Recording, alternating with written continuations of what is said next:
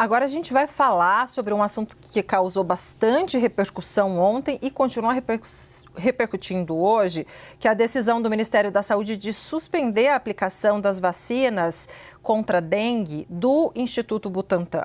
O governo já identificou 42 reações adversas graves. Isso corresponde a 8 casos para cada 100 mil pessoas vacinadas, o que equivale a 0,008% do total.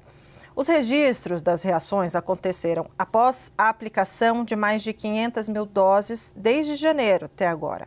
A maioria dessas reações, foi recebida por profissionais de saúde, foi percebida ali, Até agora, o governo diz que não existem evidências suficientes para comprovar uma relação direta entre a vacina e 2 óbitos suspeitos, que estão sob investigação, inclusive.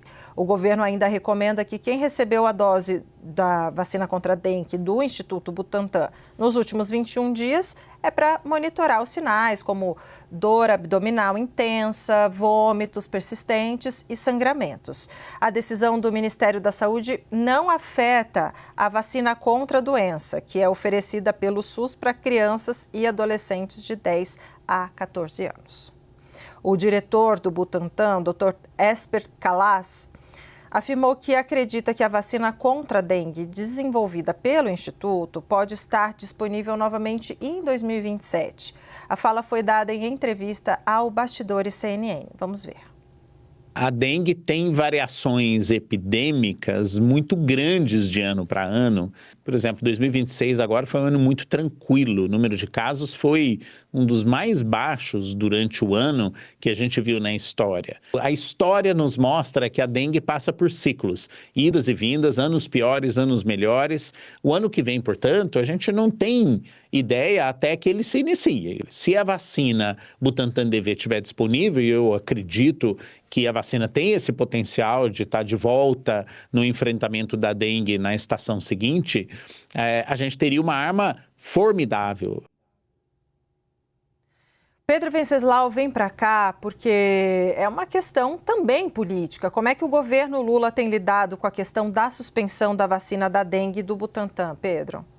Olha, a palavra de ordem no Palácio do Planalto é evitar a politização. O que a gente viu naquele anúncio feito ontem pelo ministro da Saúde, o Alexandre Padilha, foi um raro gesto de colaboração republicana entre o Palácio do Planalto e o governo de São Paulo, o Palácio dos Bandeirantes. Afinal, o Instituto Butantan é uma instituição 100% paulistana.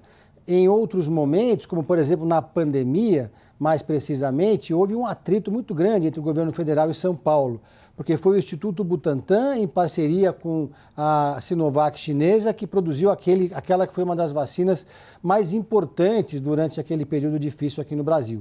Como havia uma linha mais negacionista por parte do governo federal, houve esse embate entre o então governador João Dória e o então presidente Jair Bolsonaro.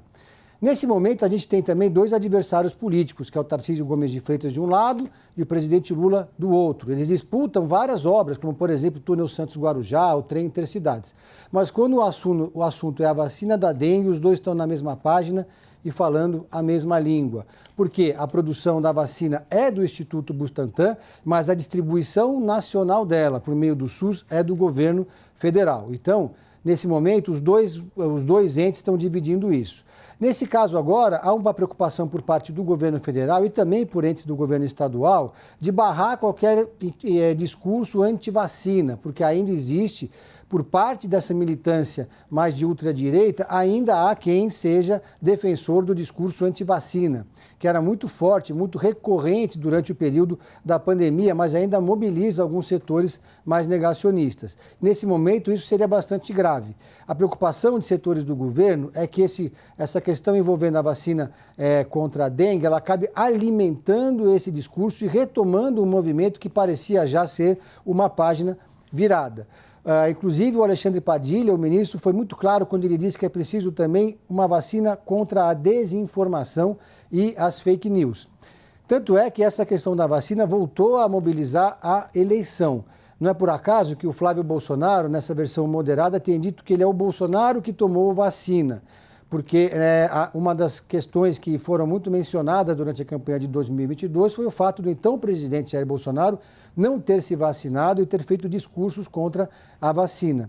Recentemente, o pré-candidato do PSD, o ex-governador Ronaldo Caiado, foi num podcast do Felipe Sostaro e acabou entrando ali numa discussão porque estava defendendo justamente a importância da vacina. Aliás, o Caiado, que é médico, tem feito esse discurso pró-vacina até como uma maneira de se diferenciar do bolsonarismo. O Caiado, quando era governador de Goiás, entrou em rota de colisão com Bolsonaro justamente porque se negou a abrir o comércio naquele momento em que essa era a pressão feita pelo governo federal. Muito bem, importante, né? Agora, só trazer uma informação adicional que é muito importante para as mães de adolescentes, porque as crianças e adolescentes que estão sendo vacinadas, Pedro, de 10 a 14 anos, a gente até trouxe aqui, mas acho que é importante frisar também, não tem suspensão para elas. Por quê? Porque a suspensão é só contra a vacina da dengue e do Butantan. Só que essa faixa etária dos 10 aos 14 anos, eles não estão, e o SUS está aplicando essas vacinas, elas não estão sendo vacinadas com a vacina do Butantan. Elas estão sendo vacinadas com a Qdenga, que é uma vacina japonesa. É outra tecnologia, são 2 doses, é completamente diferente. E essa já vem sendo aplicada já há bastante tempo. Portanto, para a gente evitar, né, qualquer tipo de desinformação, é importante dizer, a vacinação para crianças de 10 a 14 anos pelo SUS continua e ela não está sendo feita com essa vacina que está ainda sob investigação do Butantan. Ela está sendo feita com uma aplicação com uma vacina japonesa chamada Qdenga. Obrigada, Pedro Venceslau.